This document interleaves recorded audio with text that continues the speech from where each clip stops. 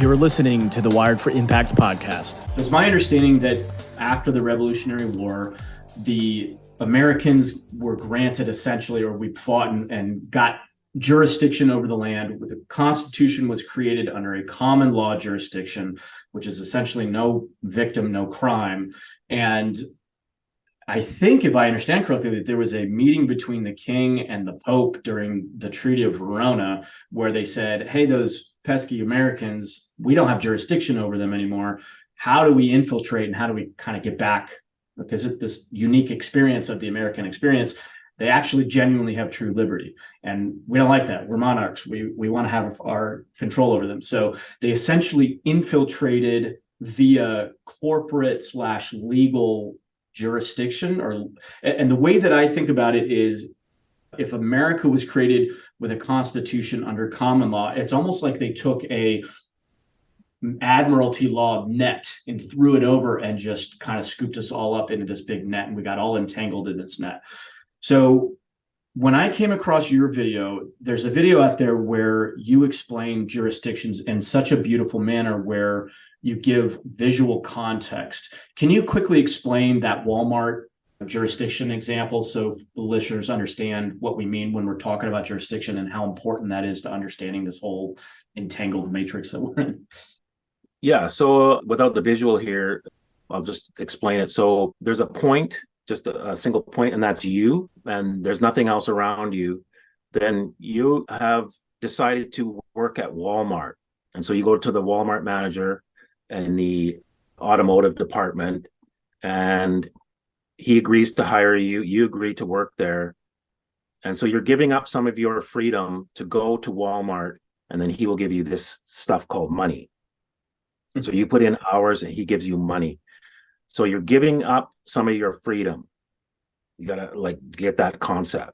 When you're at Walmart, you're under the rules of Walmart, and you have to conduct yourself according to what you're told what to do, et cetera, et cetera, et cetera. So you've given up some of your freedom. So I want to just repeat that. That's the concept. And we all do it. We just don't think about it. So that's the simplest way to do it. And so if the manager in the automotive department tells you to come on a Sunday night at 3 a.m. and put boxes into an unmarked car, you would go, I think this is against the rules of Walmart. I'm not supposed to be there, and we're not supposed to be putting stuff into an unmarked car. So even though that's your manager and you agree to follow his instructions, there is a higher jurisdiction above him, which is the Walmart store itself, that has policies about coming on Sunday nights and putting stuff in unmarked cars. So you could appeal to that higher jurisdiction to say, I think there's something wrong with my agreement down here. The Walmart store is in Detroit or whatever. So Walmart, when it goes to put its stores in any city or town, has to abide by the rules of that town. And when I grew up in a small city. The mayor owned a department store, and so in that town, he wanted to give his staff 2 days off, so he gave them Sunday and Monday. He said nothing can be open on a Monday in that town. That was a rule of the town. So it didn't matter how big of a corporation you were, a large bank or a large grocery store chain, you were not allowed to be open in that town. So Walmart has to agree to all these different cities, their bylaws, when you can be open and when you can't be open, all that kind of stuff. So Detroit is a corporation as well, and it's inside of Michigan, which is also a corporation. So Detroit is subject to certain rules of Michigan, and there's crossover there, but it's just this concept. So everything is captured by the jurisdiction above it. A lower jurisdiction cannot supersede a higher jurisdiction. So Michigan is inside of what's called the United States of America, and it's a corporation. So Michigan has, and again, some rules, Michigan supersedes it, and other rules they don't, but it's captured by this agreement with this corporation called the United States of America. That corporation is inside of the common law entity, the actual Republic of the United States of America, which is what you described earlier, that where the Constitution and all that. So there are two separate United States of America. They sound the same, but they operate completely different. And one is subject to the other. You have to understand that.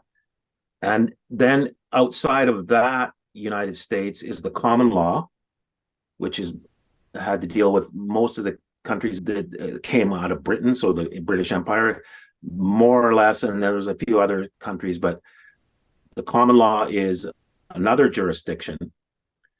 And then you mentioned Admiralty. That's another jurisdiction which has to deal with water and shipping and goods on the shipping, on the water, etc. In tandem with that is a jurisdiction that nobody talks about, and that's law merchant. So that's the merchant law, and it's ancient, that was more on the land, and the Admiralty was more on the water. And of course there was crossover because the goods would come from the land in the first place, go onto a ship, shipped to somewhere else, and then back on the land. So there was always this area where one jurisdiction could easily cross over into the other one, and the common law.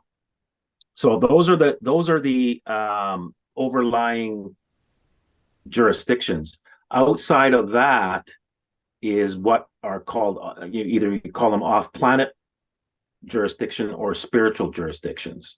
And that is evidenced by a book called the Bible, where the King of England has to swear an oath to uphold this contract. So there's a contract between that realm and inside here. So all these jurisdictions, and they keep going on. I don't know how they probably go on forever. There's no way to know, but we're stuck. We think we're just, we can see only what we can see, what we're shown. So what you have to understand is that same principle where you gave up some of your freedom to go work at Walmart, you have done that in every one of those jurisdictions. So knowingly or unknowingly. So that's why when to get the concept, if you decided to go to your Walmart manager on a Sunday when it's really, really nice sunny day and some great waves were happening at the ocean, you couldn't go to your manager and say, yeah, the US Constitution says I have the right to pursue happiness. I think I would be happier at the ocean today than coming to work, so I'm not coming. Yeah, see, everybody laughs because it sounds so ridiculous. And it is. But the same concept happens when you're in the courts of the corporation called the United States. That Constitution is not valid in there. It's not applicable in the same way that it's not applicable at Walmart. And that's where people kind of can't understand what's happening. So you have to understand that you have agreed to that and waived some rights, including constitutional rights, to operate in that or to take part in that court system that's in the corporation. So you have to understand those jurisdictions in order to get any kind of remedy. So you understand where you are and where they are and who's subject to who. So you always want to be at least one jurisdiction above where your problem is. Thank you for listening to this episode of Wired for Impact. If you're interested in creating and expanding your impact, be sure to visit us online at impactnow.com.